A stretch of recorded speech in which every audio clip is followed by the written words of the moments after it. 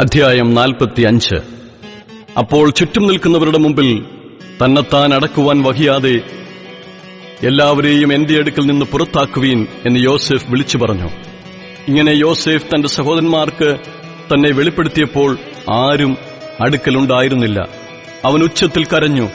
മിസ്രയീമ്യരും ഫറവോന്റെ ഗൃഹവും അത് കേട്ടു. യോസേഫ് സഹോദരന്മാരോട്, ഞാൻ യോസേഫ് ആകുന്നു, എന്റെ അപ്പൻ ജീവനോടിരിക്കുന്നുവോ എന്ന് പറഞ്ഞു. അവന്റെ സഹോദരന്മാർ അവന്റെ സന്നിധിയിൽ ഭ്രമിച്ചു പോയതുകൊണ്ട് അവനോട് ഉത്തരം പറവാൻ അവർക്ക് കഴിഞ്ഞില്ല. യോസേഫ് സഹോദരന്മാരോട്, ഇങ്ങോട്ട് അടുത്തു വരുവീൻ എന്ന് പറഞ്ഞു. അവർ അടുത്തു ചെന്നപ്പോൾ അവൻ പറഞ്ഞത്, നിങ്ങൾ മിസ്രയീമിലേക്ക് വിറ്റുകളഞ്ഞ നിങ്ങളുടെ സഹോദരൻ യോസേഫ് ആകുന്നു ഞാൻ. എന്നെ ഇവിടെ വിറ്റതുകൊണ്ട് നിങ്ങൾ വ്യസനിക്കേണ്ട, വിഷാദിക്കുകയും വേണ്ട. ജീവരക്ഷയ്ക്കായി ദൈവം എന്നെ നിങ്ങൾക്ക് മുമ്പേ അയച്ചതാകുന്നു. ദേശത്ത് ക്ഷാമമുണ്ടായിട്ട് ഇപ്പോൾ 2 സംവത്സരമായി. ഉഴവും കൊയ്ത്തുമില്ലാത്ത 5 സംവത്സരം ഇനിയുമുണ്ട്.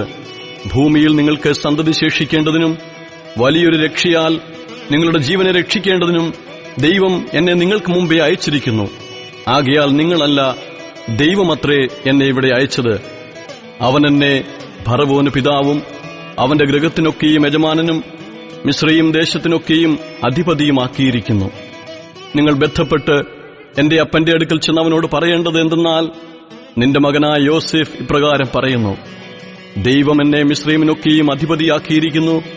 നീ താമസിയാതെ എന്റെ അടുക്കൽ വരേണം. നീ ഗോശേൻ ദേശത്ത് പാർത്ത് എനിക്ക് സമീപമായിരിക്കും. നീയും മക്കളും മക്കളുടെ മക്കളും നിന്റെ ആടുകളും കന്നുകാലികളും നിനക്കുള്ളതൊക്കെയും തന്നെ. നിനക്കും കുടുംബത്തിനും നിനക്കുള്ള സകലത്തിനും ദാരിദ്ര്യം നേരിടാതെ വണ്ണം ഞാൻ അവിടെ നിന്ന് നിന്നെ പോഷിപ്പിക്കും. ക്ഷാമം ഇനിയും 5 സംവത്സരം നിൽക്കും. ഇതാ ഞാൻ തന്നെ നിങ്ങളോട് സംസാരിക്കുന്നു എന്ന് നിങ്ങളും എന്റെ അനുജൻ ബെന്യാമീനും കണ്ണാലെ കാണുന്നുവല്ലോ. മിസ്രയീമിൽ എനിക്കുള്ള മഹത്വവും നിങ്ങൾ കണ്ടതൊക്കെയും അപ്പനെ അറിയിക്കണം. എന്റെ അപ്പനെ വേഗത്തിൽ ഇവിടെ കൊണ്ടുവരികയും വേണം. അവൻ തന്റെ അനുജൻ ബെന്യാമീനെ കെട്ടിപ്പിടിച്ച് കരഞ്ഞു. ബെന്യാമീൻ അവനെയും കെട്ടിപ്പിടിച്ച് കരഞ്ഞു. അവൻ സഹോദരന്മാരൊക്കെയും ചുംബിച്ച് കെട്ടിപ്പിടിച്ച് കരഞ്ഞു. അതിന്റെ ശേഷം സഹോദരന്മാർ അവനുമായി സല്ലാപിച്ചു. യോസേഫിന്റെ സഹോദരന്മാർ വന്നിരിക്കുന്നു എന്നുള്ള കേൾവി ഫറവോന്റെ അരമനയിലെത്തി. അത് ഫറവോനും അവന്റെ ഭൃത്യന്മാർക്കും സന്തോഷമായി. ഫറവോൻ യോസേഫിനോട് പറഞ്ഞത്, നിന്റെ സഹോദരന്മാരോട് നീ പറയേണ്ടത് എന്തെന്നാൽ, നിങ്ങളിത് ചെയ്യുവിൻ. നിങ്ങളുടെ മൃഗങ്ങളുടെ പുറത്ത് ചുമട് കയറ്റി പുറപ്പെട്ട് കനാൻ ദേശത്ത് ചെന്ന് നിങ്ങളുടെ അപ്പനെയും കുടുംബങ്ങളെയും കൂട്ടിക്കൊണ്ട് എന്റെ അടുക്കൽ വരുവിൻ. ഞാൻ നിങ്ങൾക്ക് മിസ്രയീം രാജ്യത്തിലെ നന്മ തരും. ദേശത്തിന്റെ പുഷ്ടി നിങ്ങൾ അനുഭവിക്കും. നിനക്ക് കൽപ്പന തന്നിരിക്കുന്നു, ഇതാകുന്നു നിങ്ങൾ ചെയ്യേണ്ടത്. നിങ്ങളുടെ പൈതങ്ങൾക്കും ഭാര്യമാർക്കും വേണ്ടി മിസ്രയീം ദേശത്തുനിന്ന് രഥങ്ങൾ കൊണ്ടുപോയി നിങ്ങളുടെ അപ്പനെ കയറ്റിക്കൊണ്ടുവരേണം. നിങ്ങളുടെ സാമാനങ്ങളെക്കുറിച്ച് ചിന്തിക്കേണ്ട.